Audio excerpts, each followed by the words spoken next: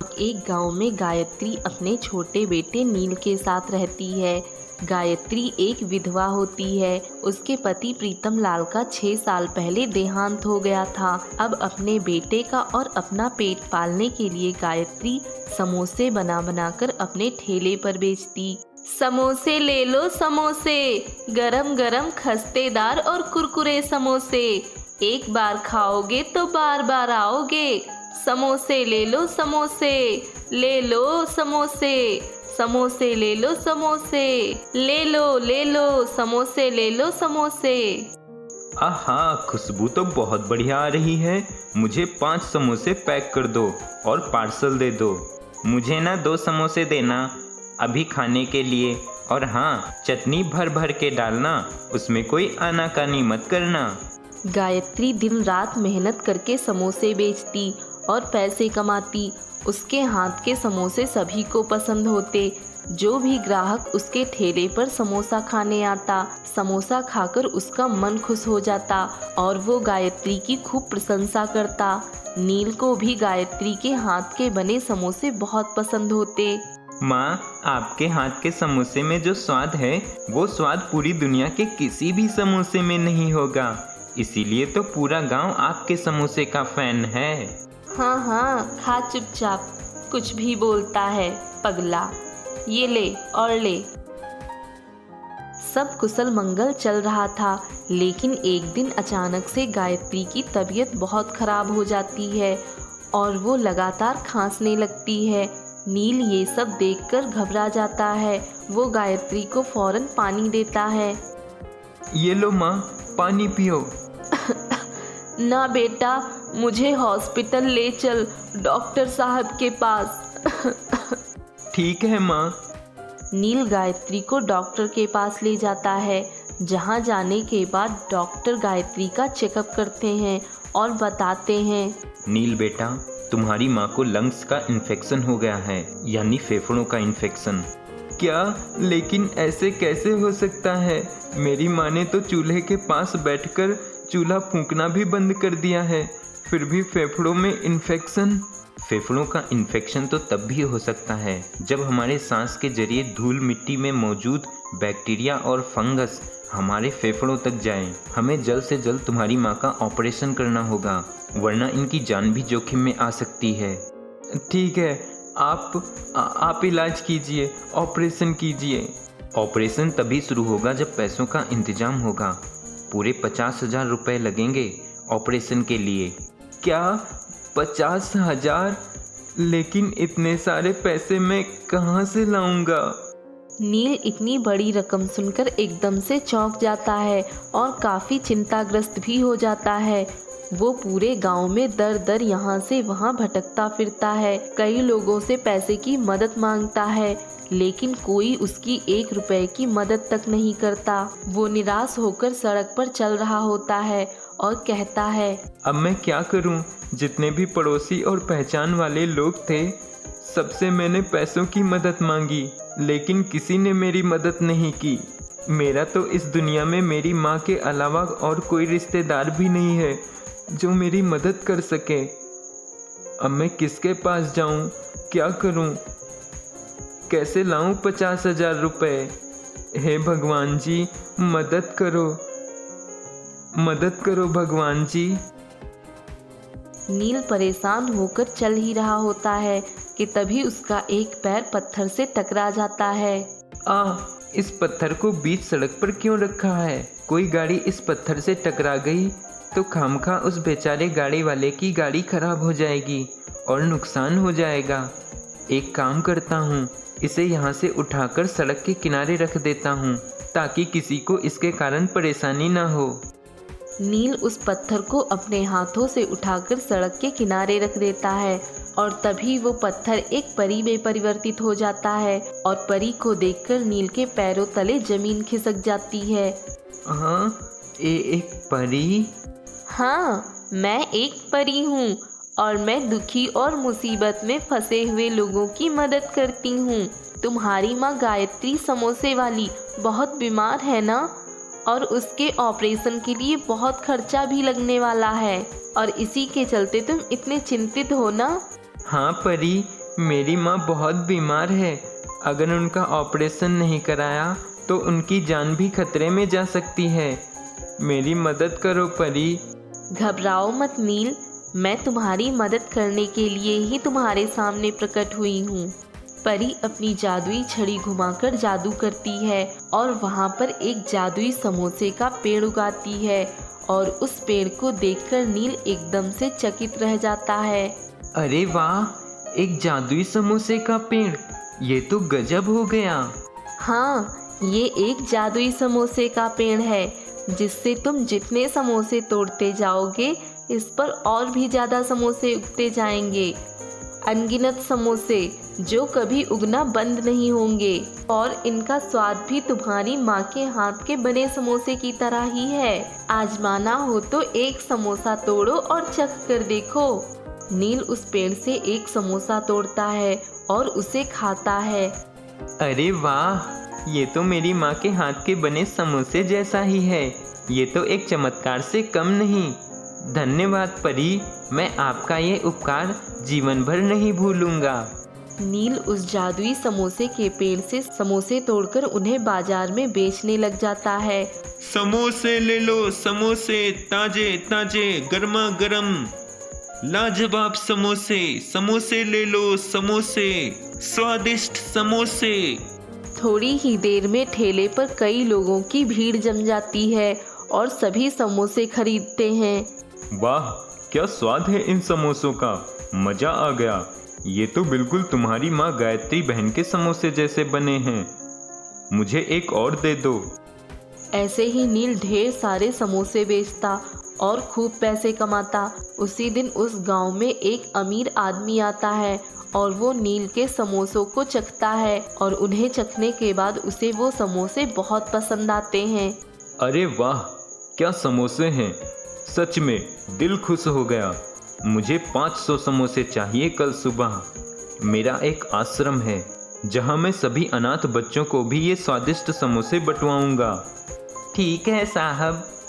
नील उस जादुई समोसे के पेड़ से कहता है, हे जादुई समोसे के पेड़, मुझे 500 समोसे चाहिए। तभी जादुई समोसे के पेड़ पर 500 समोसे उगते हैं और नील उन्हें तोड़ने लग जाता है और तभी गांव के 2 चोर उसे ये सब करते देख लेते हैं और उसके जाने के बाद वो दोनों भी उस जादुई समोसे के पेड़ के पास आते हैं। तो वो जादुई लड़का इस जादुई समोसे के पेड़ से समोसे तोड़कर बाजार में समोसे बेचता है। अब हम भी इस पेड़ के समोसे तोड़ेंगे और समोसे बेचेंगे। अब से चोरी बंद। इसी बहाने थोड़े से पाप भी धुल जाएंगे हमारे। दोनों चोर उस पेड़ से समोसे तोड़ने जाते हैं। तभी पेड़ क्रोधित हो जाता है और कहता है, दुष्ट चोरों, तुम्हारी हिम्मत कैसे हुई मुझ पर से समोसे तोड़ने की? मैं सिर्फ उन लोगों की ही मदद करता हूँ जो लोग मन के साफ होते हैं, तुम जैसे मूर्ख चोरों की नहीं। अब मैं तुम्हें नहीं छोड़ूंगा। जादुई समोसे के पेड़ से एक रोशनी उजागर होती है।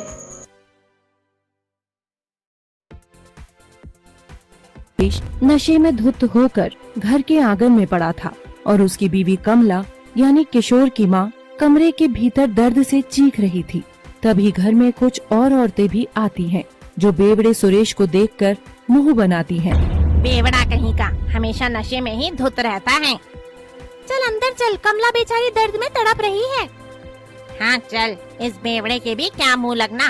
दारू के चक्कर में पूरा घर ही निगल चुका है ये तो। पता नहीं अब जब मरेगा तो अपनी औलादों के लिए भी कुछ छोड़ेगा भी या नहीं। क्यों रे, अपनी औलादों की चिंता नहीं होती क्या तुझे? अरे ऐसे किस बात की चिंता, कमाता धमाता तो है नहीं और जो था उसकी भी दारू पी गया। एक दिन ऐसा आएगा जब ये औलादों को भी बेच खाएगा, बेचारी कमला। ए, बेवड़ा किसको बोली तू? ये हवेली देख रही है? ये मेरे बाप ने मेरे नाम की थी और अब मैं मेरे बच्चों के नाम कर दूंगा। बहुत बड़ी हवेली है ये, सब ऐश से रहेंगे। पीता हूँ अपने पैसे की पीता हूँ, तेरे बाप से दहेज लेकर नहीं पीता। बढ़िया आई। हम तो चले परदेस, हम परदेसी हो गए। और तभी उस औरत में और किशोर के बाप में हाथापाई शुरू हो जाती है। दूसरी औरत आकर सुरेश को धक्का मारती है और दोनों चिढ़कर कमला के पास चली जाती हैं। किशोर ने अपने दोनों भाइयों का हाथ पकड़ा हुआ था और बस वो पत्थर सा होकर सब देख रहा था। हवेली वाकई में बहुत बड़ी थी, मगर वो तो बस ईंट गारे के ढांचे का बना केवल मकान ही था, जिसमें रखे सब सामान को तो सुरेश पहले ही बेचकर उसकी दारू पी चुका था। वहाँ खड़ी औरतों के द्वारा बाप को जलील होता देख किशोर शर्मिंदा हो रहा था। तभी उसका छोटा भाई मोहन बड़ी ही मासूमियत से पूछता है, भैया माँ को क्या हुआ है? वो इतनी चीख क्यों रही है और हम बाहर क्यों खड़े हैं? हाँ सही बोला, तो हम बाहर क्यों खड़े हैं? हमें तो अंदर जाना चाहिए ना। तभी सुरेश उठता है और कमला के कमरे की ओर जाने लगता है, मगर वो तो इतने नशे में था कि ठीक से चल भी नहीं पा रहा था। मोहन, बाबा की थोड़ी तबीयत खराब है, इसीलिए वो ऐसे कर रहे हैं, और माँ अंदर आराम कर रही है, बहुत जल्द बाहर आ जाएगी वो। और ये सुनकर मोहन दौड़कर बाबा के पास जाता है और उसके कंधे पर सवार हो जाता है। बाबा, बाबा क्या हुआ आपको? मगर अपने बच्चे को लाड़ करने की बजाय सुरेश मोहन को दूर हटाता है। अरे हट जा लड़के, तंग मत कर, मुझे फिर से जरूरी काम से पीने जाना है। तभी सुरेश उल्टियाँ करना शुरू कर देता है। किशोर का छोटा भाई गिरीश उसका हाथ पकड़ता है। भैया, आज क्या हमारा एक और भाई आने वाला है? पता नहीं गिरीश, भाई आएगा या क्या होगा। बस अब मुझसे इस घर की ऐसी हालत नहीं देखी जाती है। तभी कमरे का दरवाजा खुलता है और अंदर से एक औरत बाहर आती है। किशोर, तुम्हारी माँ ने तुम्हें अंदर बुलाया है। तभी सुरेश भी लड़खड़ाता सा उठकर आता है तो वो औरत उसे रोक देती है। कमला ने बस अपने बड़े बेटे को बुलाया है, तुम्हें नहीं। और किशोर कमला के कमरे में जाता है। वो सामने बिस्तर पर लेटी हुई थी, जो बहुत कमजोर नजर आ रही थी।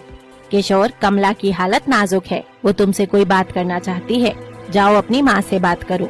कमला किशोर की आंसू भरी निगाहों की तरफ हाथ बढ़ा रही थी कि तभी किशोर जाकर अपनी माँ का हाथ कसकर थामता है और बैठ जाता है। माँ, क्या हुआ तुझे? तू ठीक हो जाएगी माँ, तुझे तो बुखार भी है, मैं दवाई लेकर आता हूँ, तू ठीक हो जाएगी माँ।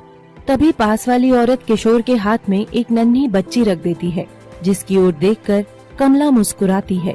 किशोर, देख तो, आखिर इस बार तेरी बहन हुई है।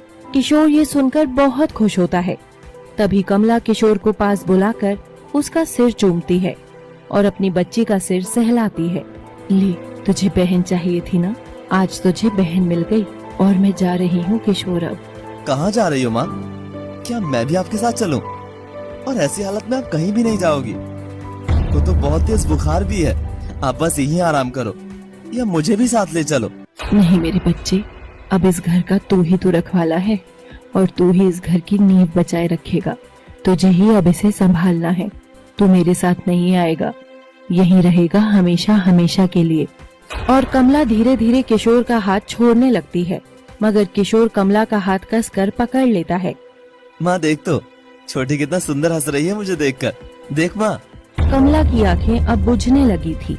किशोर मेरे बच्चे, इतनी कम उम्र में मैं तुझ पर सारी मुसीबत छोड़कर जा रही हूँ। जाना तो नहीं चाहती थी, मगर अब ये शरीर मेरा साथ छोड़ रहा है। कमला के शरीर में इन्फेक्शन बहुत फैल गया था, इसलिए अब उसके पास समय बहुत कम बचा है। तभी वो बच्ची का चेहरा सहलाती है। मेरी पंखुड़ी, किशोर मेरे जाने के बाद इसका नाम कुमुद रखना। माँ, मोहन और गिरीश भी अभी बहुत छोटे हैं, मैं सबको कैसे संभालूंगा? बाबा भी तो हर वक्त शराब में ही डूबे रहते हैं। तू ऐसी बातें मत करना माँ, मुझे अब डर लग रहा है। तू कहीं मत जा, मेरे पास ही रह। मैं अभी गिरीश और मोहन को भी बुलाता हूँ। नहीं किशोर, वो दोनों बहुत छोटे हैं, उन्हें ये सब नहीं देखना चाहिए। और अगर वो पूछे तो कह देना कि माँ एक गहरी नींद ले रही है और अब पता नहीं कब उठेंगी। तेरी बात तो सब मानेंगे। और बोलते बोलते कमला की सांस भी छूटने लगी थी। और याद रखना किशोर, मेरे बच्चे, तुम सब एक परिवार हो। उंगलियां आपस में जुड़कर बनी मुट्ठी बनती है। आज से तुम वही मुट्ठी बनना। कोई तुम्हें अलग नहीं कर सकता, ना ही इस घर की नींव को कोई हिला सकता है। वादा कर मुझसे, तू हमेशा इस परिवार की रीढ़ की हड्डी बनकर रहेगा वादा कर किशोर। और किशोर अपनी माँ के हाथ पर हाथ रखकर उससे वादा करता है। माँ, इस परिवार को परिवार बनाए रखने का मैं वादा करता हूँ। कुमुद आज से मेरी जान है। इस परिवार पर आने वाली हर समस्या को पहले मुझसे होकर गुजरना होगा। तो सो जा माँ, फिक्र मत कर, गहरी नींद में सो जा। सो जा माँ, सो जा। और किशोर कमला का सिर सहलाते हुए उसके माथे पर प्यारी सी पुच्ची देकर उसे गहरी नींद में सुला देता है। कमला ने अब दम तोड़ दिया था। उसकी आंख का आखिरी आंसू भी किशोर की हथेली पर ही जा गिरा था। पर किशोर अभी भी कमला के पेट से चिपक कर उसकी गोद में रो रहा था। वो जान चुका था कि अब वो एक बिन माँ का बेटा बन चुका था। एक ऐसा बेटा जिसे अब अपने 3 छोटे भाई बहन का माँ और भाई दोनों बनना था। वो कुमुद को गोद में उठाता है और उसे थामकर दरवाजा खोल बाहर आता है। तभी बेवड़ा सुरेश अंदर की ओर झांकता है और देखता है कि कमला के शरीर को सफेद चादर से ढक रखा था। और कमरे में से औरतें मुंह बनाते हुए सुरेश को देखती हैं और सब बच्चों को सहलाते हुए वहां से चली जाती हैं। एक चीज देखी आपने, जहाँ बेचारे कमजोर बच्चों को सहारे की जरूरत थी, वहाँ तो सभी औरतें बस दिखावटी उनका सिर सहलाकर लौट रही थी। और जहाँ तमाशा करने वाली जगह थी, उनके शराबी बाप को गालियां देनी थी, तब इन्हीं औरतों का बिना मांगे जमघट लग जाता था। यही है समाज का काला घिनौना सच। भैया, क्या हुआ? माँ कहाँ है? किशोर की दुनिया हिल चुकी थी, मगर जैसा वो महसूस कर रहा था वैसा उसके भाई बहन भी महसूस करे। वो ऐसा बिल्कुल नहीं चाहता था, इसीलिए उसने नाटक करना जारी रखा। माँ तो कमरे में ही है। मोहन गिरीश, ये देखो ना, हमारी बहन आई है और आज से इसका नाम कुमुद है। क्या बहन आई है भैया? लाओ मुझे दो ना भैया, ये कितनी प्यारी है। मैं तो इसके साथ अब रोज खेलूंगा। हेलो कुमुद, मैं तुम्हारा बड़ा भाई हूँ, पर वैसे छोटा हूँ। यार क्या बोलते हैं, कैसे पहचानेगी ये मुझे? अरे मैं तो घबरा रहा हूँ भाई, कितनी नाजुक है ये। जैसे हाथ लगाऊंगा तो अभी दर्द से रो पड़ेगी। अरे छुटकी देखो तो, मैं तुम्हारा मतलब बड़ा छोटा भाई गिरीश। मैं भी तुम्हारा सबसे छोटा भाई हूँ। तुम बस हमेशा ऐसे ही रहना मेरी गोद में, है ना छुटकी? और किशोर अपने आंसुओं को हंसी तले दबाए हुए था।